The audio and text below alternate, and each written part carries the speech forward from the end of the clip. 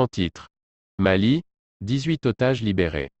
18 otages dont 17 militaires et un civil tous maliens, retenus en captivité depuis 2019 par des groupes armés terroristes, ont été libérés des mains de leurs ravisseurs, a indiqué vendredi 25 février 2022 la présidence de la République du Mali.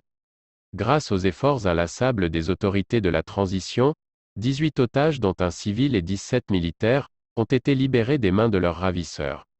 Certains d'entre eux étaient retenus en captivité depuis 2019, a souligné la présidence malienne.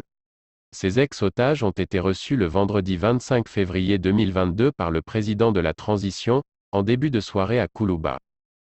Le président du Conseil national de transition, le colonel Assimi Goïta a saisi l'occasion pour saluer les efforts des forces de défense et de sécurité ainsi que ceux de toutes les personnes de bonne volonté qui ont concouru à leur libération.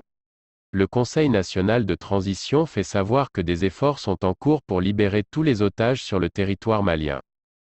Le colonel Sadio Camara, ministre de la Défense et des Anciens Combattants, a pour sa part, indiqué que ce jour est un jour heureux et synonyme d'espoir pour le Mali, du fait de la libération de quelques militaires et d'un civil. Ces militaires, a-t-il rajouté, sont ceux-là même qui se battent au quotidien au prix de leur vie, de leur santé et de leur liberté, pour sécuriser la population et préserver l'intégrité du territoire national. Le ministre Sadio Camara précise qu'il est normal en retour que l'État malien fasse tout pour soulager les militaires et tous les otages qui ont été capturés par des groupes armés terroristes, et ajoutant que ces militaires qui étaient détenus par les groupes armés terroristes, avaient été enlevés au centre et au nord du pays depuis 2019 pour certains.